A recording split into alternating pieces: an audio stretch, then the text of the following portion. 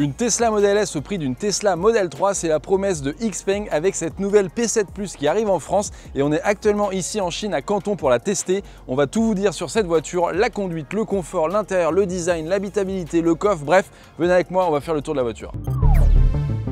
On commence par faire le tour du design avec la face avant et alors là si vous regardez juste la face avant vous vous dites mais c'est pas trop une nouvelle voiture, si, parce que clairement elle ressemble à l'ancienne P7 qu'on n'a jamais eu en France mais qui était vendue dans certains pays européens, notamment en Norvège. Alors ici on reprend un petit peu la calandre, la face avant avec notamment cette grande bande LED divisée en 3 et puis les petits phares en dessous. Ça peut faire penser également au G6 qu'on a en vente en France, le SUV. Sur la face avant il n'y a pas vraiment de révolution mais une petite évolution, c'est peut-être pour ça qu'on parle de P7 Plus. Par contre sur le côté, on va davantage reconnaître cette signature de la P7 Plus. Alors non pas avec le capot, hein, il n'est pas si grand alors que la voiture fait quand même plus de 5 mètres. Les jantes sont nouvelles, elles sont sympas mais bon elles vont pas casser non plus la baraque. Ensuite on continue, c'est assez traditionnel pour une berline. Et par contre, arrivé à peu près à 3/4 ici au niveau de la vitre arrière de custode, là on commence à avoir un peu limite un coupé. Ça vient dégringoler sur le haillon et ça fait un petit bec là, une petite cassure. Donc clairement là vous allez reconnaître la P7 Plus rien qu'avec cette signature de côté 3/4 et arrière. Là c'est quelque chose qui va se démarquer sur la route. Contrairement à la face avant, la face arrière est vraiment inédite pour cette P7 Plus. Chez XPeng en tout cas, avec la signature lumineuse, on va bien reconnaître la voiture. Comme je vous disais, le côté un peu coupé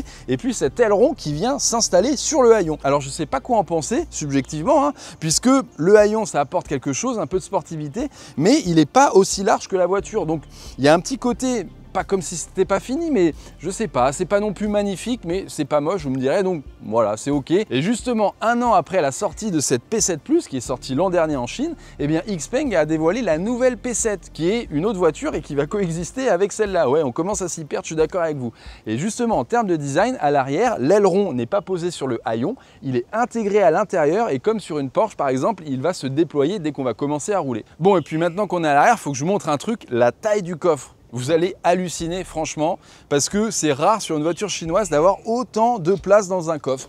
Vous voyez, franchement, je peux me mettre dedans tranquillement. Il y a un sous-coffre qui est assez grand lui aussi. On a le gros subwoofer ici et puis vous pouvez même ravancer les sièges à l'arrière pour avoir un petit peu plus de place. Et c'est pour ça que tout à l'heure en intro, je vous parlais d'une Tesla Model S au prix d'une Model 3 puisque la Model S a un coffre énorme et surtout un haillon. C'est-à-dire que si vous voulez transporter une table ou des chaises, eh bien vous pouvez rabattre les sièges à l'arrière et là vous faites rentrer la table.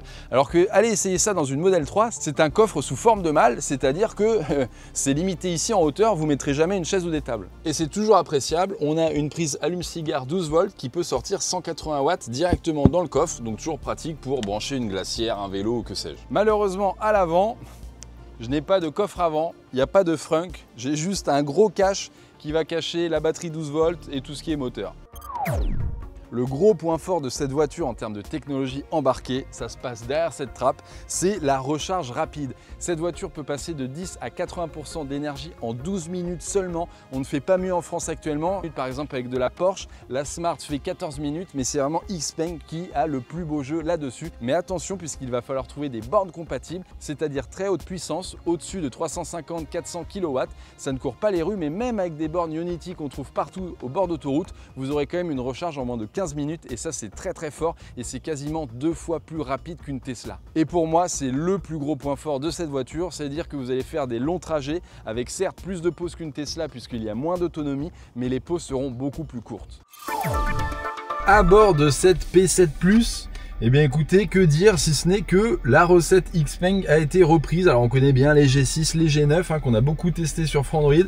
Franchement c'est à peu près le même habitacle au format berline au lieu de SUV. Ici on a l'intérieur blanc qui est très lumineux, j'aime beaucoup. C'est très blanc, vraiment très blanc à tel point que le volant lui-même est blanc, enfin bicolore exactement. L'intérieur du volant est blanc et l'extérieur, la jante est grise. Un peu pareil sur la planche de bord qui est grise et le reste de l'habitacle est blanc avec des petits accents gris. Donc c'est pas full blanc, mais c'est quand même très lumineux. Le pavillon pareil c'est du gris et puis on a la continuité de cet immense toit panoramique, franchement vraiment très grand, qui est comme sur une Tesla, vous savez il est pas full transparent, c'est à dire que il est vraiment il est vraiment teinté, puisqu'ici en Chine, on n'aime pas trop avoir plein de soleil sur soi, que ça soit pour les coups de soleil, pour le bronzage ou autre. Donc souvent, il y a même des clients qui vont venir mettre quelque chose pour obstruer le toit panoramique. On peut voir que les sièges c'est de la bonne qualité. Alors c'est du cuir vegan, hein, c'est-à-dire c'est du plastique dit autrement. Comme dans toutes les voitures quasiment maintenant de production, il y en a encore en cuir, hein, en vrai cuir, mais de moins en moins. C'est confort franchement, mais pareil, hein, comme dans le Xpeng G6 ou G9, c'est-à-dire qu'on a une assise qui est plutôt confortable, plutôt moelleuse. Et quand on vient par exemple d'un Tesla Model 3 ou quand on s'assoit, oui ok c'est un peu confort, mais surtout on sent qu'on est bien maintenu. Là c'est un peu différent. Il y a un peu une double approche, c'est-à-dire qu'on s'enfonce légèrement en s'asseyant et puis on est quand même maintenu fermement. Donc il y a un peu les deux. Ici on est sur un siège semi-baquet, donc on est maintenu un petit peu sur les côtés. En termes d'assise, ben forcément c'est une berline, donc comme toute berline je suis assis moins haut qu'en SUV. Donc moi qui suis grand, 1m84, j'ai les genoux qui remontent un petit peu, ça peut se voir ici, mais rien de gênant et c'est le cas dans beaucoup de berlines. Alors oui, peut-être que les électriques c'est un peu moins bien, puisque dans certaines, avec la batterie, le pack batterie rajoute quelques centimètres de hauteur et donc bah forcément je vais être assis plus haut et avoir les genoux plus hauts. Pour la qualité de fabrication, bon, ça souffle un peu le chaud et le froid, c'est-à-dire qu'on a des belles matières. Donc là, par exemple, on a le pavillon, il est bien fini, franchement. Alors bon, là, on peut peut-être critiquer la qualité de l'assemblage ici au niveau de la jointure. Ensuite, on descend sur la portière. On a un plastique légèrement rembourré, mais pas beaucoup, hein. J'ai connu quand même quelque chose de plus confort, de plus quali. Et ensuite, bah là, on commence à arriver sur du plastique qui est beaucoup moins rembourré. Et à partir du milieu de la porte, là, c'est fini. Là, on a du plastique vraiment très dur. Ça fait beaucoup moins quali, mais franchement vu le prix, bah en gros c'est ça vaut plus ou moins de la Tesla Model 3, là-dessus il n'y a rien à redire. Et puis ça reste quand même joli, ça fait pas cheap. Et puis l'éclairage est assez bien géré, puisque bah on a une belle bandelette qui fait tout le tour de la voiture, c'est-à-dire qu'il part là devant, derrière les écrans, il continue sur la portière avant et il se termine à l'arrière sur la portière arrière. Alors ça c'est pas indispensable, mais ça apporte quand même un petit plus, ça donne une ambiance à la voiture dans l'habitacle, notamment quand on conduit de nuit, je trouve c'est toujours sympa. À l'intérieur, en termes de rangement, j'ai sous la coudoir centrale un petit rangement qui est pas trop mal en termes de contenance. J'ai également ici une console plus ou moins flottante, vous voyez, j'ai un peu de l'espace sous la console centrale. Les deux chargeurs par induction qui sont ventilés, ça c'est très bien pour la durée de vie de la batterie de votre téléphone, puisque au moins elle est refroidie lorsque ça recharge. Et puis j'ai la traditionnelle boîte à gants ici, où là on voit, vous voyez, quand je vous parlais de finition un petit peu bizarre, bah là c'est du plastique vraiment très dur, alors que là on a un plastique un peu rembourré. Vous voyez, là ça trahit un petit peu le positionnement tarifaire de cette P7 Plus. Allez, à l'arrière, clairement, c'est ce qui se distingue le plus de ce qu'on connaît en France. Déjà, regardez-moi ça. Le siège à l'avant, il est réglé pour ma taille 1m84 et j'ai une vingtaine de centimètres entre mes genoux et le siège avant. J'ai de l'espace pour passer les pieds sous le siège avant puisque je l'ai un peu remonté. J'aime bien conduire un petit peu haut. Si vous êtes en position karting, il n'y aura pas de place pour les pieds sous le siège. Mais bon, là, c'est très correct. J'ai un petit bouton sur le côté qui me permet de rehausser le dossier si je veux être en position vraiment le dos droit pour ne pas me reposer, pour regarder quelque chose. Ou alors au contraire, je peux me baisser. Vous voyez, je baisse le dossier. Ça, c'est ce qu'on a dans le modèle Y chez Tesla ou le G6 chez Xpeng. Et par contre, regardez bien ma tête. L'espace entre ma tête et le toit, là, il est quasiment inexistant. Je suis grand, j'ai le siège le plus baissé. Donc si jamais il y a un choc, là, je me tape directement le même un petit choc en voiture. Vous savez, vous passez sur un dos d'âne, là, je me tape la tête. Alors que si jamais je suis en position assise classique, là, j'ai quand même plus d'espace, notamment grâce au toit panoramique vitré. Mais vous voyez que la garde au toit est pas si énorme puisqu'on a ce côté coupé, mais ça c'est le cas sur toutes les voitures coupées. Autre spécificité, c'est l'écran à l'arrière. Alors oui, maintenant on a ça sur beaucoup de voitures et vous voyez, c'est pratique pour régler la climatisation qui est tri-zone. Du coup, on a une zone pour nous, les passagers arrière. On a bien sûr le siège chauffant et ventilé. Et ce que j'aime bien, c'est qu'on a les commandes pour la musique et puis on peut se regarder des petites vidéos. Alors, est-ce que ça sert vraiment dans la vie de tous les jours? Je pense que les enfants, ils vous diront oui. Les grands adultes, ils vous diront non, puisque la tête va être vraiment baissée pour regarder l'écran, mais c'est toujours sympa d'avoir ça. Vous aimez travailler à peu près n'importe où? Vous allez aimer cette P7 Plus puisque il y a une tablette intégrée. Donc vous voyez, je m'assois hop ici derrière le passager à l'avant et puis j'ai ma petite tablette pour mettre un petit ordi, pour mettre une tablette aussi type un iPad par exemple. Alors attention parce qu'il n'y a rien pour l'accrocher a priori, mais c'est toujours sympa d'avoir cette petite tablette ou même pour manger un petit sandwich. Voilà. Bonne surprise à l'arrière puisque le siège du milieu n'est pas si inconfortable que ça. Souvent c'est inconfortable à cause de l'accoudoir central intégré. Là, c'est également le cas, mais le dossier est légèrement moelleux. Alors, c'est pas aussi confortable que les deux places ici, hein. Je vais pas faire 1000 km, mais franchement, c'est pas mal. Comme pas mal de nouvelles voitures, les portières sont électriques. C'est-à-dire que lorsque vous appuyez sur un bouton, il y a un petit moteur qui vient actionner un mécanisme pour déverrouiller la portière. Imaginez, vous avez un accident et il n'y a plus de courant dans la voiture, comment on fait pour ouvrir?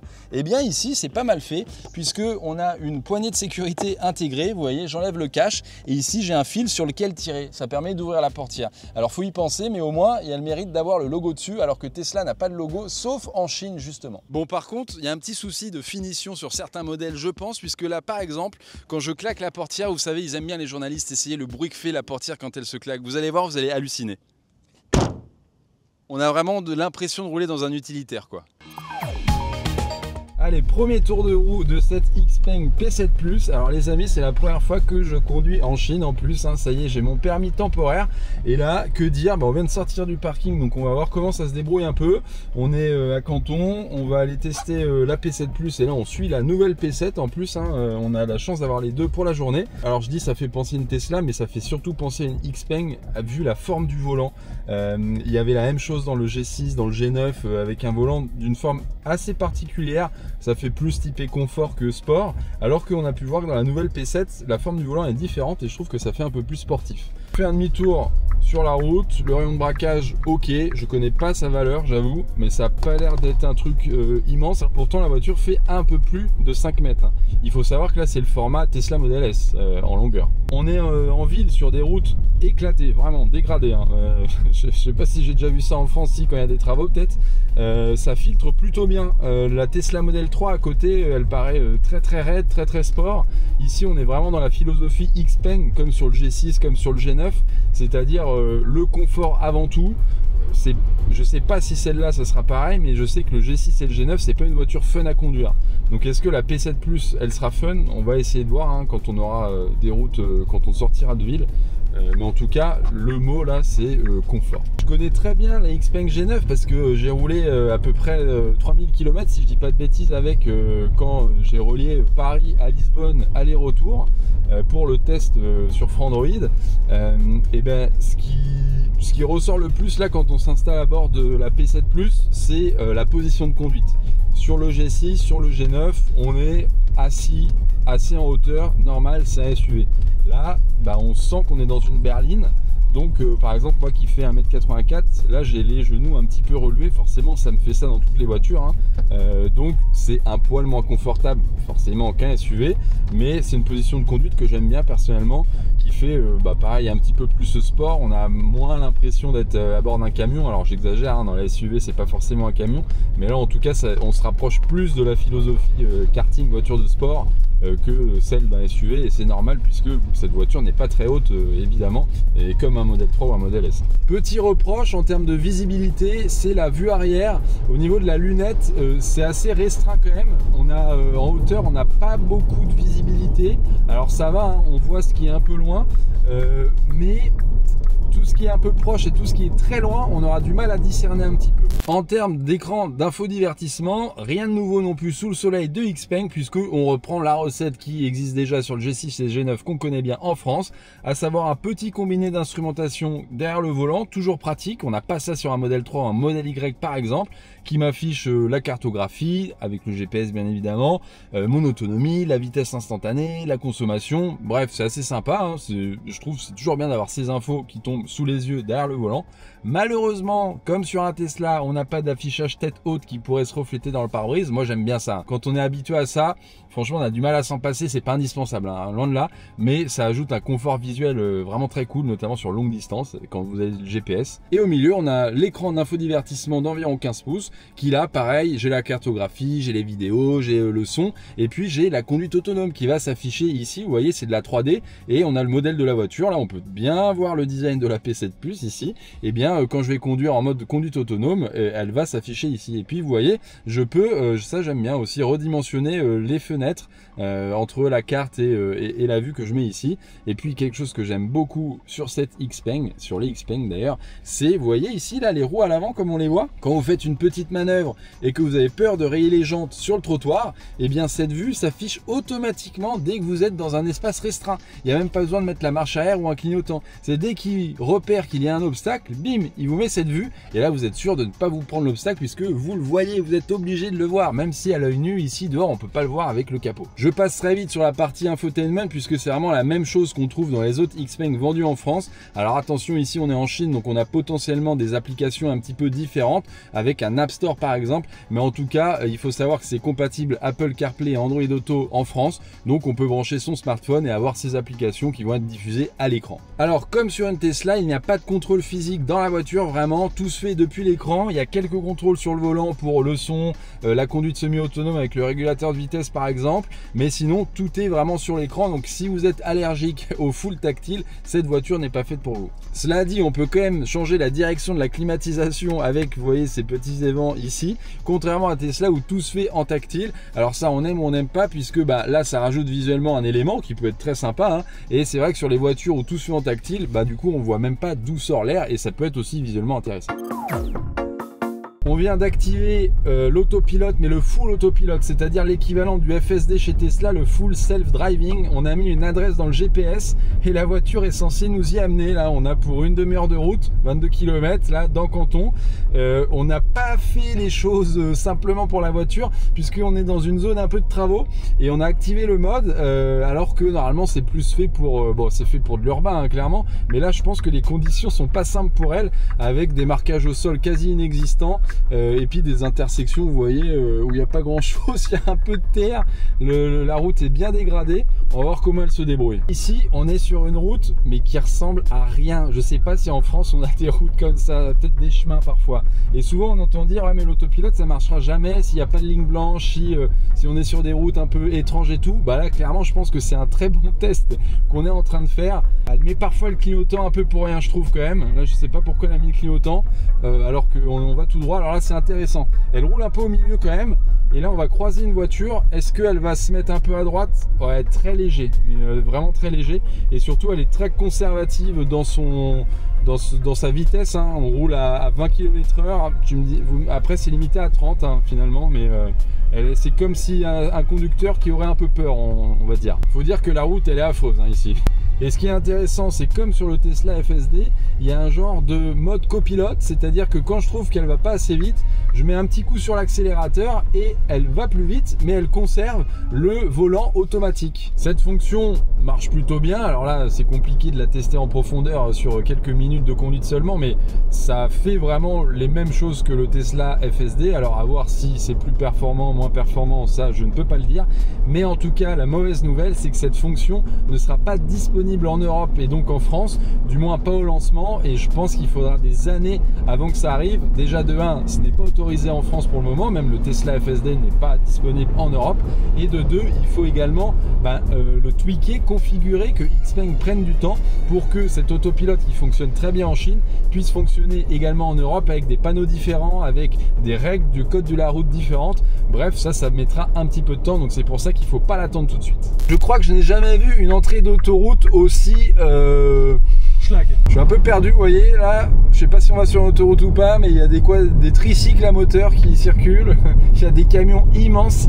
Ouais, franchement c'est des bonnes conditions pour tester une voiture, parce qu'au moins on peut tester notamment les suspensions là sur la route bien dégradée, et je comprends pourquoi les voitures chinoises sont plus souples que les voitures européennes, parce que si en effet là on est dans une grande ville et il y avait une zone avec des routes vraiment dégradées, chose qu'on a très rarement en France, ou vraiment à la campagne sur des chemins quoi. Donc la P7 Plus sera dispo en 2 versions avec 2 batteries différentes, 60 kWh de capacité ou 76 kWh, et cela va influer sur l'autonomie et la puissance. En gros, l'autonomie, ça sera entre 540 et 630 km sur le cycle européen WLTP selon la taille de la batterie, et la puissance du moteur, uniquement propulsion, variera entre 245 et 320 chevaux. L'aérodynamisme de la voiture est vraiment top, puisque le CX, le coefficient de pénétration dans l'air, est de 0,206 seulement. C'est à peu près le même que la Tesla Model S qui est très aérodynamique. Et donc la consommation est donnée à 15 kWh au 100 km. Alors Tesla fait quand même mieux grâce à des moteurs encore plus économes en énergie. Alors que penser de cette P7 Plus? Franchement, j'aime beaucoup la proposition de Xpeng. Alors certes, c'est une voiture qui est très longue, hein, 7 mètres, il faut la garer. Pour les centres-villes, ça va être compliqué. Mais d'un point de vue technologique, elle est au top avec, on a vu, la recharge ultra rapide rapide en 12 minutes pour passer de 10 à 80%. On fait pas mieux actuellement en France. Et je suis sûr que vous allez justement me demander son prix. XPeng n'a pas officialisé le prix pour la France, mais nous a soufflé dans l'oreille que ça serait proche du XPeng G6 qui démarre autour de 43 000 € en France. Donc on peut imaginer un tarif autour des 45 000 €. Et c'est pour ça qu'en intro, je parlais d'une Tesla Model S au prix d'une Model 3. Alors certes, ça n'a pas toutes les technos d'une Model S, hein. Par exemple, on n'a pas les suspensions pneumatiques ici, c'est des suspensions classiques. Mais en tout cas, d'un point de vue segment, le gabarit, la place à l'arrière dans le coffre, on est plus proche d'un Model S que d'un Model 3.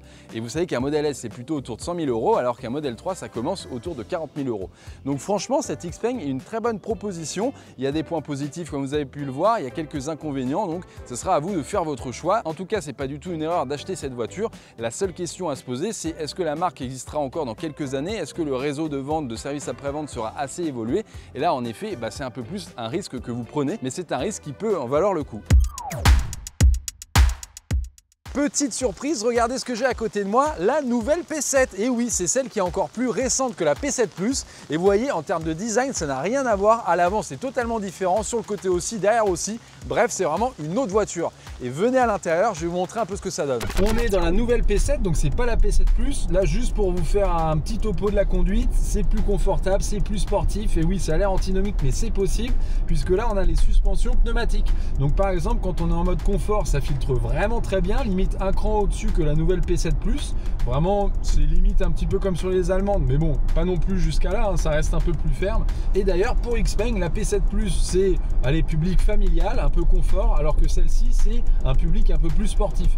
Mais pourtant, quand on la met en mode confort, c'est assez royal, c'est même un cran au-dessus, hein. Pour moi, c'est un peu plus quali. Mais bon, c'est vrai que même niveau design, elle est un peu plus agressive, cette nouvelle P7. D'ailleurs, le designer de XPeng est un Français. En termes d'écran, vous voyez que c'est un peu différent. Alors certes, on a toujours l'écran d'infotainment au milieu qui fait environ 15 pouces. Derrière le volant, j'ai un nouveau combiné d'instrumentation. C'est un petit écran, on dirait de l'OLED. C'est vraiment très quali, mais c'est beaucoup plus petit. Mais je trouve que ça fait mieux intégrer et ça ressemble un petit peu à ce qu'il y a chez Volkswagen avec les écrans vraiment comme ça derrière le volant. Et finalement, c'est pour laisser plus de place puisque sur le pare-brise, j'ai un affichage tête haute.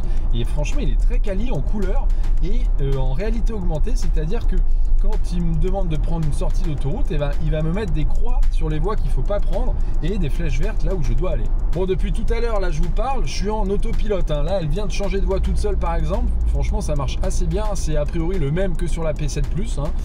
Encore une fois, c'est que pour la Chine. En Europe, on n'aura pas exactement la même technologie. Ce qui me permet de vous parler un petit peu de l'ambiance à bord. Le volant, par exemple, comme on peut le voir, c'est pas du tout le même volant que sur la P7 Plus. Et là, je le préfère celui-là. Vous voyez, il fait un petit peu plus rétréci, un petit peu plus ramassé. Je trouve qu'il fait un peu plus sportif. Ouais, moi j'aime bien. Franchement, je trouve l'ambiance à bord également, elle est assez sympa.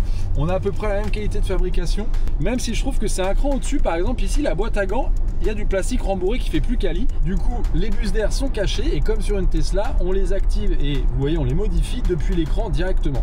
Donc ça, on aime ou on n'aime pas. Il n'y a pas une solution qui est mieux que l'autre, hein, c'est vraiment très différent. Sur la P7 Plus, je vous disais que la visibilité était réduite. Bon, là, c'est pire que tout, hein. Franchement, vu qu'on a un aileron qui se déploie électriquement, et bien là, ça me réduit encore plus la vision. La voiture est encore plus coupée. Donc là, franchement, derrière, je vois pas grand-chose. Alors, heureusement, il y a un rétroviseur caméra que je n'ai pas ici sur cette voiture. Donc, je sais pas trop si c'est en option ou selon les versions. Mais en tout cas, je comprends pourquoi ils ont mis la possibilité d'avoir un rétro caméra. Bon, c'était assez court comme essai de la nouvelle P7, mais c'est normal puisque pour l'instant, elle n'est pas officiellement annoncée pour l'Europe. Mais on sait qu'elle arrivera quand même, on sait juste pas quand et à quel prix. Alors qu'au contraire, la P7 Plus, elle arrive au début de l'année 2026 en commande en France pour des livraisons au courant du printemps. J'espère que cette vidéo vous aura plu. N'hésitez pas à laisser un petit commentaire pour savoir ce que vous pensez de cette P7 Plus. Est-ce que vous allez l'acheter quand elle arrivera en France? Est-ce que ça vous intéresse? Ou est-ce que vous regardez plutôt la nouvelle P7 qui a un design encore plus affûté et des technos encore plus évolués? Dites-moi ce que vous en pensez. Quant à moi, je vous dis à la prochaine pour une future vidéo et d'ici là, n'hésitez pas à nous suivre sur tous nos réseaux sociaux et notamment Twitch où on parle de tech et de voitures électriques.